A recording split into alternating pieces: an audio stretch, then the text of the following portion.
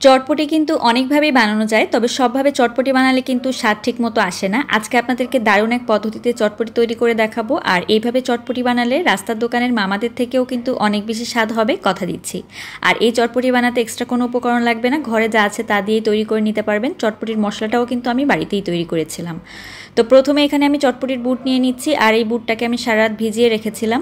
তো এখানে প্রায় হাফ কেজির মতো আছে। এখানে 5টা আলু দিয়ে দিচ্ছি, তার সাথে দিয়ে দিব পানি। পানিটা এমনভাবে দিবেন যেন আলুটা একদম ডুবে থাকে।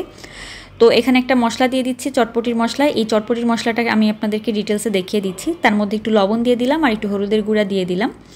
তো হলুদ, লবণ আর চটপটির মশলা দিয়ে আমি দিয়ে দেবো এখন এখানে কাঁচামরিচ কুচি, 3টা কাঁচামরিচ কুচি দিয়ে দিচ্ছি। আর এখন ভালোভাবে নেড়ে প্রেশার কুকারের ঢাকনাটা অফ করে দিয়ে আমি বুটটাকে সেদ্ধ করতে দিব। তো সেদ্ধ হয়ে গিয়েছে, এখন আমি প্রেশার কুকারের ঢাকনাটা খুলে নিয়েছি। দেখতে পাচ্ছেন বুটটা কীরকম সেদ্ধ হয়েছে, কিছুটা সেদ্ধ হয়ে যাবে একদম, মানে গলে যাবে, আর কিছুটা একটু গোটা থাকবে।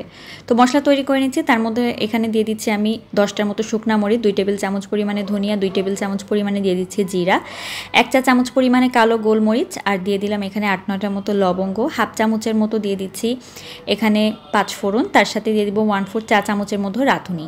তো এই মশলাগুলোকে কিন্তু শুকনো খোলায় টেলে নিতে হবে। তার আগে আমি শুকনো মরিচগুলোকে টেলে নিচ্ছি, আর এখন আমি মশলাগুলোকেও কিন্তু টেলে নিচ্ছি, একদম হালকা করে টেলে নিতে হবে। তো মশলাগুলোকে গুঁড়া করে নিয়েছি শুকনো মরিচ সহ। এখন এখানে আমচুর পাউডার 1 চা চামচ আর বিট লবণ দিয়ে দিব এখানে 1 চা চামচ পরিমাণে। তো মশলাগুলো মিক্স করে রেখেছি, আমার চটপটির মশলা রেডি। এখন আমি টকটা তৈরি করে নিব। তো টকের জন্য এখানে আমি তেঁতুল নিয়েছি 1/4 কাপের মতো। তেঁতুলটাকে ভিজিয়ে রেখেছিলাম, তো এখন তেঁতুল ভিজে গেছে আধা ঘন্টার মধ্যে। তো বীজগুলোকে তুলে নিচ্ছি। এখন এখানে একটা লেবুর রস দিয়ে দিব, পুরো একটা গোটা লেবুর রস কিন্তু আমি দিয়ে দিচ্ছি। আর ওই যে মশলাটা তৈরি করে রেখেছিলাম সেই মশলা থেকে 1 চামচ পরিমাণ দিয়ে দিব, আর তার সাথে দিয়ে দিব বিট লবণ। এখন খাবার লবণও দিয়ে দিচ্ছি 1/4 চা চামচের মতো। তো এবার সব কিছুকে নেড়ে মিশিয়ে নিয়ে এখানে দিয়ে দিব আমি চিনি। তো আমি 2 টেবিল চামচ পরিমাণে চিনি এখানে ব্যবহার করেছি। যেহেতু একটু ঝালঝাল করে তৈরি করব, বোম্বাই মরিচ ব্যবহার করেছি। বোম্বাই মরিচ দেওয়ার পরে ধনিয়া পাতা কুচি দিয়ে দিচ্ছি, সুন্দর একটা ফ্লেভার আসবে। আপনারা যদি বোম্বাই মরিচ খেতে না চান, না দিলেও হবে। তো আমার টকও রেডি। এখনও যে সেদ্ধ করে রেখেছিলাম চটপটির বুটটা, সেটা নিয়ে নিচ্ছি একটা বড় পাত্রের মধ্যে। এরপর দিয়ে দিব এখানে চটপটির মশলা 2 চা চামচ পরিমাণে, আর চটপটির মশলা দেওয়ার পরে বিট লবণ দিয়ে দিব এখানে আমি হাফ চামচের মতো। এখন আমি আলু সিদ্ধ করে রেখেছিলাম যে, সেই আলুটাকে ঠিক এভাবে একটু কেটে দিয়ে দিতে হবে। আলু কিন্তু হাত দিয়ে চটকে দিবেন না, একটু এরকম কিউব করে কেটে দিলে চটপটির মধ্যে খেতে ভালো লাগে, তা না হলে একটু বেশি গাঢ় হয়ে যায়। তো এবার সব কিছুকে একত্রে মিক্স করে নিচ্ছি।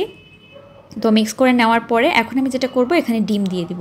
আমি তো লাস্টে গ্রেট করে ডিম দেই, তাছাড়া এভাবে একটু ডিম গোটা গোটা করে দিলে, মানে একটু বড় সাইজ করে দিলে খেতে ভালো লাগে। তো আমি 2টা সিদ্ধ ডিম আমি এভাবে দিয়ে দিয়েছি। এখন আমি দিয়ে দিব এখানে পেঁয়াজ কুচি। তো পেঁয়াজ কুচি দিয়ে দিলাম এখানে 2টা মিডিয়াম সাইজের পেঁয়াজ কুচি, আর একটা শসা কুচি দিয়ে দিলাম। এখন দিয়ে দেবো এখানে টমেটো কুচি, তার সাথে দিয়ে দেবো কাঁচামরিচ কুচি এবং বোম্বাই মরিচ দিয়ে দিচ্ছি আমি এখানে অল্প একটু, তার সাথে ধনিয়া পাতা কুচি দিয়ে দিচ্ছি। এখন যে টকটা রেডি করে রেখেছিলাম সেই টকটা দিয়ে দিচ্ছি। তো এবার সব কিছুকে ভালোভাবে একটু মিলিয়ে নিতে হবে, আর এভাবে মিলিয়ে নেওয়ার পরেই কিন্তু চটপটিটা রেডি হয়ে যাবে। তো এখন আমি একটা সার্ভিং ডিশের মধ্যে বা একটা বাটির মধ্যে একদম আমাদের মতো করে আপনাদেরকে ডেকোরেশন করে দেখাচ্ছি।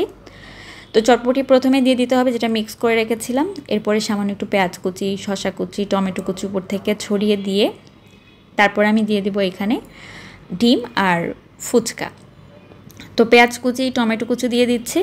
এখন দিয়ে দিব এখানে একটু যে চটপটির মশলাটা ছিল সেটা দিয়ে দিচ্ছি, কাঁচামরিচ কুচি দিয়ে দিচ্ছি, আর এরপর একটু ধনিয়া পাতা কুচি দিয়ে একটা ডিমের অর্ধেকটা আমি এখানে গ্রেট করে দিব। বাসায় চটপটি বানালে ইচ্ছা মতো ডিম কম বেশি করে নেওয়া যায়। তো একটু ডিম দেওয়ার পরে ফুচকা দিয়ে দিলে কিন্তু চটপটি রেডি। আশা করি রেসিপিটি আপনাদের অনেক ভালো লেগেছে। ভালো লাগলে বাড়িতে অবশ্যই ট্রাই করে দেখবেন। লাইক কমেন্ট করে জানাতে ভুলবেন না আপনাদের কেমন লাগলো, আর বেশি ভালো লাগলে আপনার টাইমলাইনে একটা শেয়ার করে রাখবেন। ভালো থাকবেন, আল্লাহ হাফেজ।